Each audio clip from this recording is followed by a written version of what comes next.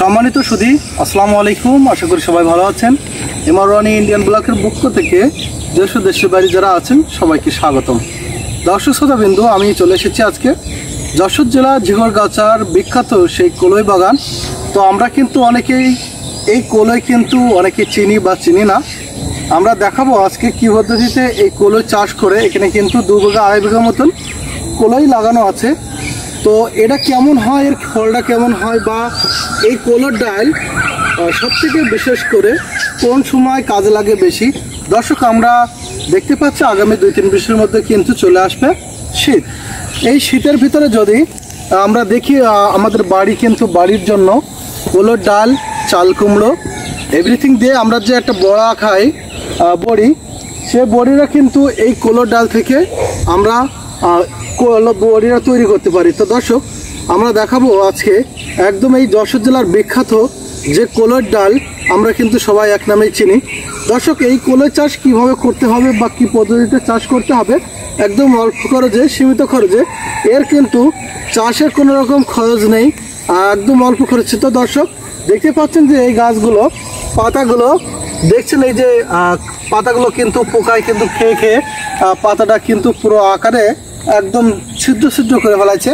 তো আপনারা যারা এই কলই চাষ করছেন, এই কলর সবথেকে মারাত্মক বা ডেঞ্জারাস যে রোগটা আছে সেটা হচ্ছে কলর পাতা খেয়ে পাতার আগাগুলো নষ্ট করে ফেলায় কিন্তু গাছের জোরটা অনেক কমে যায়, বা গাছের ফল আসার আগে যে ট্রিটমেন্টগুলো করতে হবে। দর্শক শ্রোতা, কিন্তু আজকে এখানে 2টা তেল ব্যবহার করেছে আপাতত। এরপরে ধাপে আর 2টা থেকে 3টা স্প্রে করলে এই যে কলর যে পোকা, এই যে পাতাটা খাচ্ছে যে ছত্রাক বা দেখা যাচ্ছে সাদা মাকড়, বিভিন্ন ধরনের পোকা আছে, সূর্যি পোকা আছে, এইগুলো এই কলর পাতার কিন্তু খুব ডেঞ্জারাস একটা রোগ। সেগুলো কিন্তু আক্রমণ করা শুরু করলে গাছের প্রত্যেকটা পাতায় কিন্তু খেয়ে একদম নিমিষ করে ফেলা যায়। দর্শক, আমি এই যে দেখাচ্ছি, দেখেন প্রতিটা গাছের পাতা কিন্তু সম্পূর্ণভাবে কিন্তু খেয়ে ফেলাইছে। গাছের পাতা কিন্তু নেই। প্রতিটা গাছ যদি দেখা হয় তাহলে কিন্তু আপনারা দেখতেই বুঝতে পারছেন কিন্তু গাছের পাতা কিন্তু সম্পূর্ণভাবে এইগুলো কিন্তু খেয়ে ফেলেছে। এখন আপনাদেরকে যে কাজটি করতে হবে সেটা হচ্ছে মাত্র 2টি তেল ব্যবহার করলে কিন্তু আপাতত আপনাদের এই যে রোগটা আছে এই রোগটা কিন্তু সমাধান। আমরা কিন্তু বিশেষ করে চিনি যে সাইফার, অ্যান্টাকল, এই 2টা তেল যদি এখন আপাতত স্টেপভাবে যদি আমরা ব্যবহার করি তাহলে আস্তে আস্তে পোকাগুলো মরে যাওয়ার সম্ভাবনা থাকবে। বা দেখা যাচ্ছে যদি অতিরঞ্জিত বা যদি অতিরঞ্জিত শুরু করে বা দেখা যাচ্ছে প্রচুর পরিমাণ আপনার আক্রমণ করছে, তাহলে আমরা যে তেলটি ব্যবহার করবো সেটি হলো একটু কড়া তেল, সেটা হচ্ছে লাকাত। আমরা এগুলো কিন্তু লাকাত দিয়ে বা অ্যান্টাকল দিয়ে, তারপরে প্যাগাসাস, এইসব ধরনের তেল দিয়ে কিন্তু আমরা এই পোকাগুলো সম্পূর্ণ দূর করে ফেলা যেতে পারবো। এখন যে স্টেপে আছে সেটা হচ্ছে আমরা সাইফার আর অ্যান্টাকল, এই 2টা তেল আমরা সাইফারটা পোকা মারার জন্য আর অ্যান্টাকলটা গাছের ভিটামিনের জন্য বা গাছটা দ্রুত বড় করার জন্য আমাদের এই 2টি তেল ব্যবহার করলে আপাতত পোকা অনেকটি দমন হয়ে যাবে বা পোকা গাছে থাকবে না।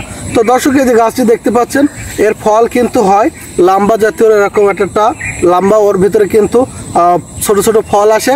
যখন গাছটি সম্পূর্ণ মরে যাওয়ার কায়দার হয় বা দেখা যাচ্ছে মরে যাওয়ার সম্ভাবনা থাকে, তখন গাছটি কিন্তু ফলগুলো কালো বর্ণের হয়ে যায়। যখনই কালো বর্ণ হয়ে যায় তখনই কিন্তু আমরা এই কলর ডালগুলো তুলে ফেলি।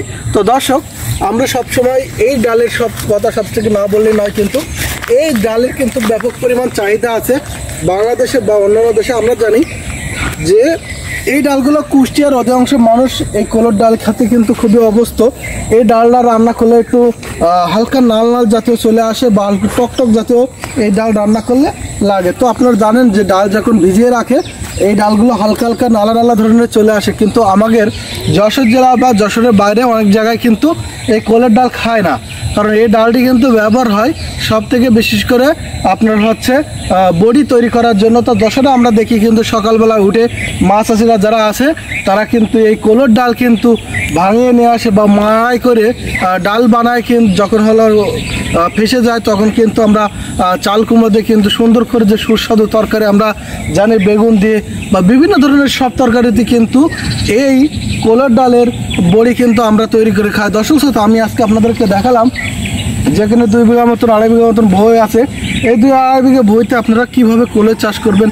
প্রথম স্টেপে যদি আপনারা চাষ করতে হয় তাহলে কিন্তু আপনাকে চাষ করার পরে কিছু সংখ্যক সার ব্যবহার করতে হবে। সেগুলো হলো টিএসপি, ইউরিয়া, পটাশ, এই ধরনের সার দিয়ে আপনার দেখা যাচ্ছে যে প্রথম চাষে কিন্তু আপনার পারলে কিন্তু জৈব সার, গোবরের সার এইগুলো যদি মিশ্রণ করে যদি আপনারা চাষ করেন তাহলে দেখতে পাচ্ছেন এই যে ভুঁইটা দেখতে পাচ্ছেন, এই ভুঁইটা কিন্তু ব্যাপক পরিমাণ কিন্তু গাছে কিন্তু হাতছানিতে হয়ে গেছে।